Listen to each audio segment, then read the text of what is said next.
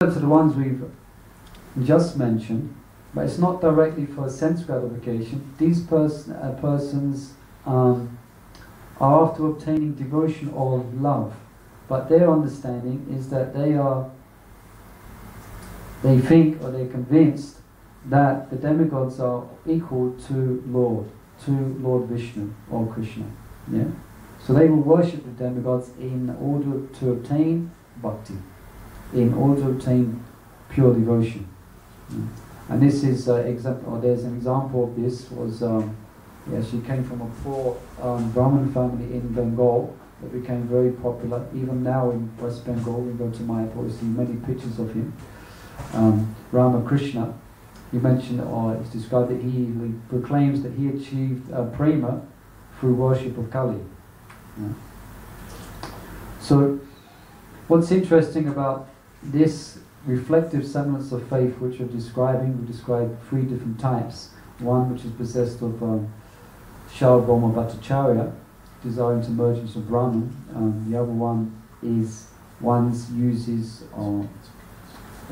using Mayavad concepts to substantiate their sense gratification. Yeah? And another one here is mentioned that they worship Vishnu and demigods on the same level, with the aspect of, yes, we can get prema from any of the demigods because they're all one.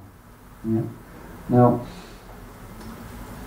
describe that these are in comparison to another type of semblance of faith. It's called the Shaduri semblance of faith. In other words, Sharvabhauma Bhattacharya, he had to completely drop his understanding, he had to completely drop his concept and accept the concept of devotional service, yeah, as it was actually revealed to him. This will become more clear as described the Shaduri semblance of faith. This is more in persons who are more innocent. Yeah? They worship Krishna, but they may worship Krishna improperly, just out of ignorance. They may not understand the actual position of Krishna, but they're more innocent. They haven't strongly embraced the concepts of Mayavad philosophy. Try and give an example. And these persons, just by hearing the correct Siddhanta, yeah, just by hearing Srila Prabhupada's explanation of the position of Krishna, they easily accept it. Yeah? In other words, they haven't embraced the staunch Mayavad conclusion. So they easily accept it. And we have many experiences where some persons, they come to the temple and they take part in class or they take part in a discussion. And before they have a concept that, Krishna and all the demigods, they're all one, they have some vague concept due to their upbringing and their culture, what they was brought up in. But they haven't really embraced Mayavad philosophy. But when they hear the correct Siddhanta, they accept it. In other words, they're more innocent. They haven't grasped the Mayavad philosophy. Yeah. And these persons, sometimes when we give a congregation class on a Friday evening, some persons come and they sit and they, read purport of Bhagavad Gita, and simply by reading Prabhupada's words, they just accept. Oh, is that right? Oh, is Krishna? Is it? Oh, Vishnu comes from Krishna. Yeah? Yes. Oh, okay. And they just accept. Yeah? But as I said, they're very easily. Yeah? So these persons, their semblance of faith can be the Shaduri semblance of faith can, with the association of devotees, it does transform into pure faith. It actually transforms. And these persons are more advanced than the staunch Mayavadis, as we first mentioned. Although these persons may be doing severe sadhana, severe austerities, may be very sense-controlled, yeah? Which is probably much more sense-controlled than us. Very sense-controlled, very strict in their practice, very very strict and very staunch. May not even ever visit a town. They just stay in a cave somewhere. Yeah?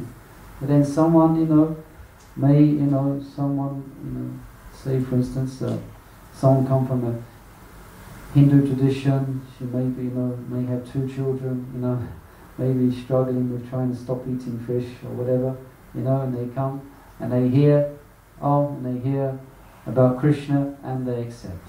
You know. So those persons are more advanced than these, or in a better position than the persons who have embraced strongly, who have this reflective semblance of faith.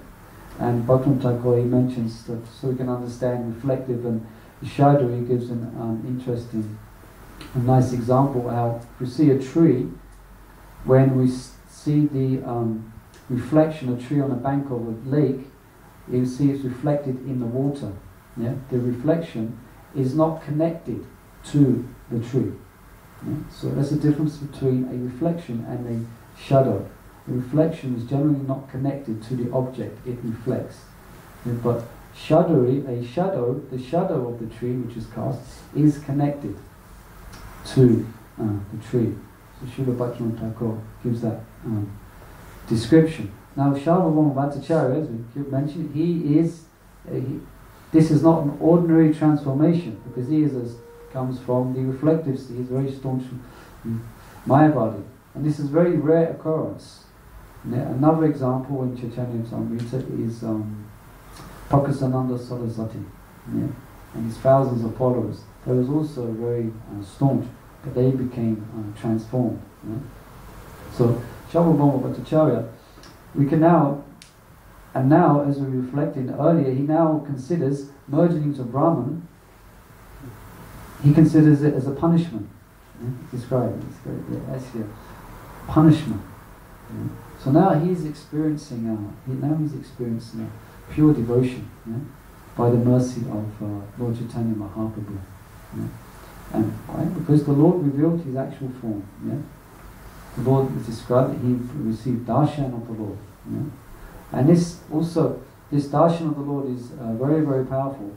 There's other examples. There's examples given in the Srimad Bhagavatam of those who are more, say, these are known as Brahmavadis. And we've heard this before. Brahmavadis, they're not exactly Mayavadis, they are more innocent. Like a classic example of this is, as was mentioned yesterday by Chandrasekhar Prabhu, very nicely, that is the 4 Kumaras. Tisaravinda, Narayanasya, Padaravinda, Kijauki, Prasam, Makarunda Vayu. There's one nice verse that we quoted yesterday, it's a very nice verse, that describes that that the 4 Kumaras, they simply, they was absorbed in Brahman. They was completely absorbed in the Brahman concept. Completely, in one sense, completely aloof from the material realm, absorbed in the glorious wonder of the Lord's Brahman. Everything is obtained and contained within the wonderful unfoldness of the Lord. This is when Jai and Vijay, I think, when they was amazing, they were so powerful that they was going to enter into Vaikuntha. But all those Brahmavadis, then there was a bit of a dispute at the door, as you know. Jai and Vijay wouldn't let them in. And then the Lord appeared, and they described that when they smelt the tulsi coming from the toes of the lotus feet of the Lord, they felt a change in both body and mind, even though they were convinced of the Brahman understanding. So they smelt that the taste that came from the tulsi and the toes of the lotus feet of the Lord. Smelled that taste, and at first they thought that perhaps they was falling down because they was all in Brahman, but they're experiencing all these divine emotions and this divine revelation of the beauty. When they smelt, and then they saw the beauty of the Lord, and his wonderful description then of the Lord when Lord Vishnu appeared, and the beautiful description of his lotus eyes, and his lotus feet, and his hair, describes his jewels, and his armlets, and his belt, and garland, and it's such a wonderful description. And they